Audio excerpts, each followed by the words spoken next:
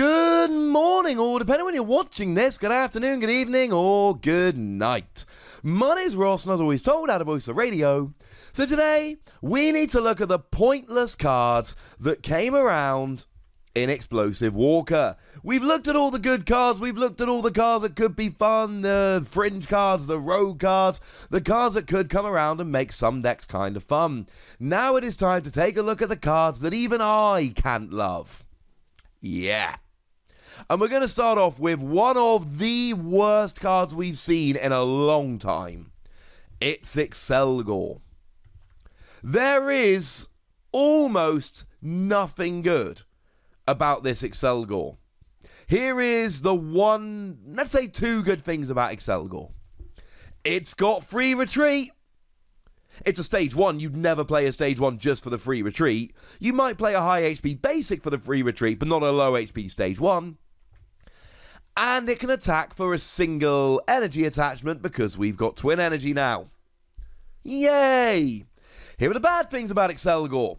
It's got 90 HP. It's a stage 1 Pokemon. Not only is 90 HP absolutely pitiful, but at least Pokemon out there like Poltegeist have the decency to have 60 HP so that they can be searched with Professor Elm's lecture.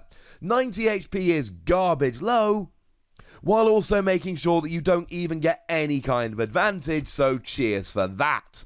It's got a weakness to fire, and with all the welded X running around at the moment, that is one of the worst weaknesses you can have. It is absolutely terrible. It means something like a Volcanion, even if you don't have 4 energy on the field, will get a comfortable one-hit KO for 2 energy. That's not good.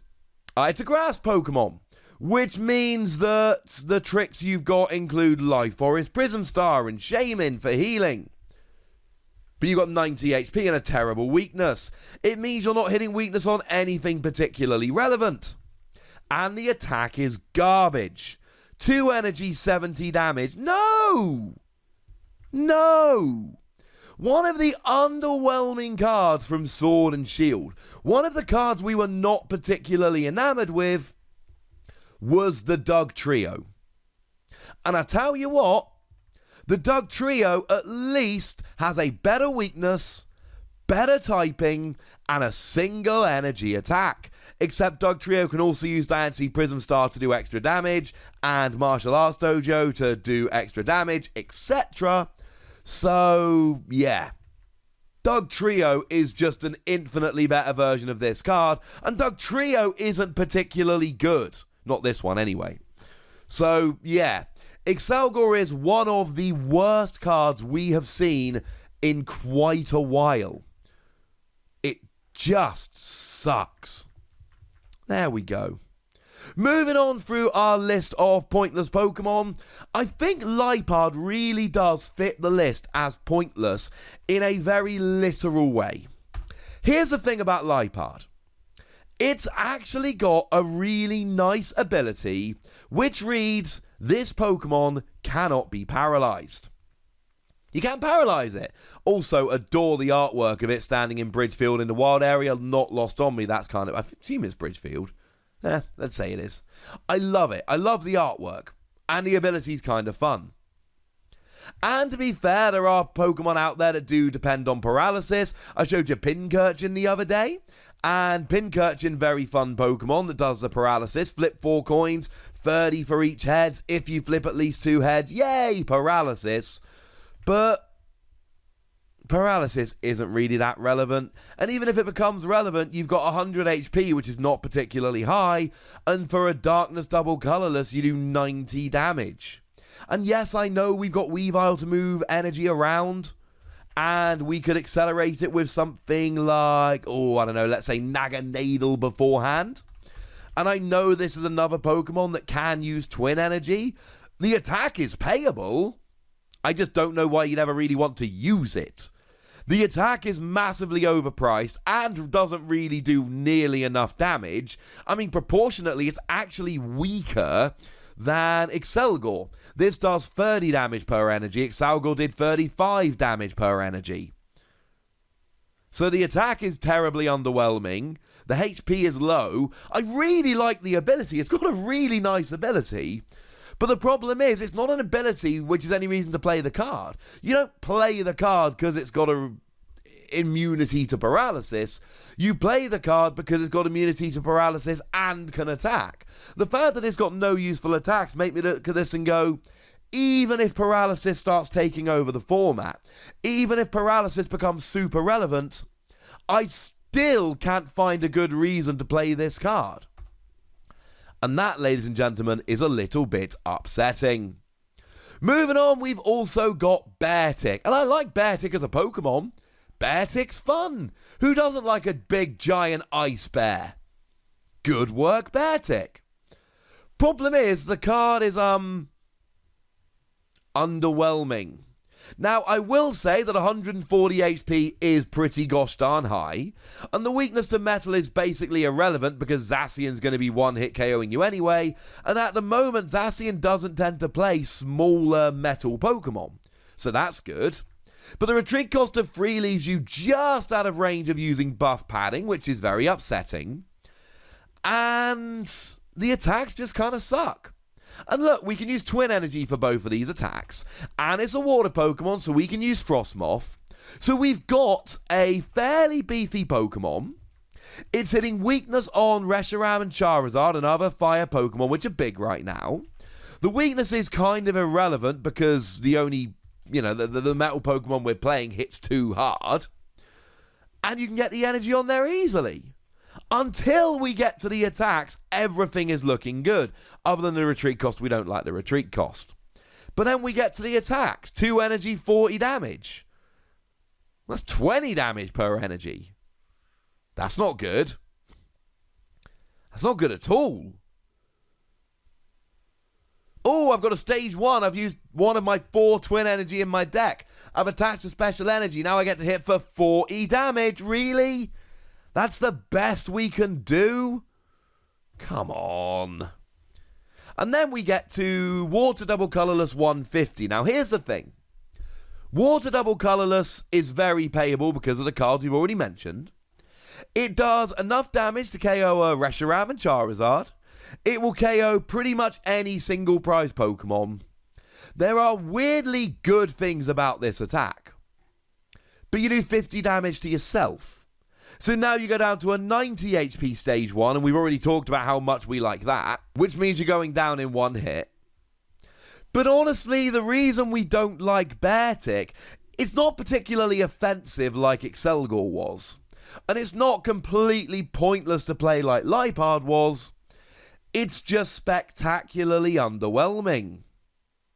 Because here's the thing.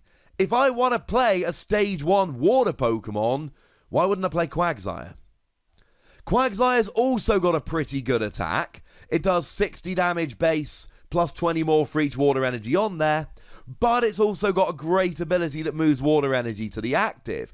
And okay, it does do 30 damage less for free energy, but it also doesn't do 50 to itself.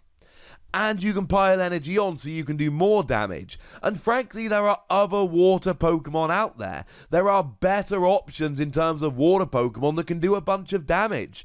I'm not mad at Beartic. I just don't think it's particularly good. And then the last pointless Pokemon we've got here is Granbull. And calling Granbull bad makes me sad, because Granbull generally sucks.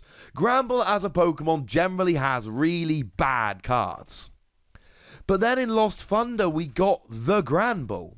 And I've played a lot of games with this Granbull. Single energy, 160 damage if you've got 0 cards in your hand. It's a really fun Pokemon. And I've played a lot of really fun games with it. I love that Granbull. And I was hoping that this was the turnaround. I was hoping that this was the show that Granbull was actually going to start getting good again. But no, Granbull sucks. This is a really bad Granbull. You see, if we look at the basics, everything looks fine. 130 HP, retreat cost of 2 means free retreat with Air Balloon, weakness to metal, as we've already said, on weaker Pokemon doesn't really matter, and you're a psychic Pokemon here. Remember, fairies are gone now, so Granbull becomes a psychic, fairy Pokemon are now psychic, but it means you're hitting weakness against Mewtwo and Mew, which is a good weakness to be hitting. So, okay, not too bad. Although you have lost hitting weakness on Arceus, Dialga and Palkia, which actually is kind of sad because that card is everywhere right now, and that's one of the reasons the one from Lost Thunder still sees a bit of play. So the basics here are fine. Not to mention you get access to Spell Tag, and to search it out, and you have, Spell Tag to drop extra damage counters, Mysterious Treasure to search it out. There are good things about being a Psychic Pokemon. But the attacks are just underwhelming. I mean, put it this way, right? Free energy, 130 damage, that sounds alright. That sounds like a decent attack. But then we remember that Giratina's a thing. And not only can Giratina do 130 for the same energy cost, but Giratina's also a basic Pokemon, not a stage 1. And Giratina's got that ridiculous ability that lets you drag it out from the discard, put it onto the bench, and drop 1 damage counter onto each of 2 of your opponent's bench Pokemon. Yes, I know you got to drop 4 damage counters on one of your Pokemon, but like a bunch of you, I've played a bunch of games with Giratina. And actually, most of the time, there is somewhere you can drop the damage and it doesn't really matter. So actually, I don't mind it too much. So, why would I play this over Giratina? I mean, okay, maybe when Giratina rotates, but you're 10 damage short of getting a one-hit KO on Mewtwo and Mew. You're at stage 1. You're popping free energy on, and you still need something like a Vitality Band or a Galarian Zigzagoon just to get a one-hit KO on a Mewtwo and Mew. Also, not for nothing, but you could say, oh, this will be much better when Giratina rotates out. But when Giratina rotates out, you know what else is rotating out? Malamar. How are you getting the free energy on when Malamar rotates? As for the first attack, 2 energy, 50 damage, and it stops your opponent retreating. And it's fine. It's okay.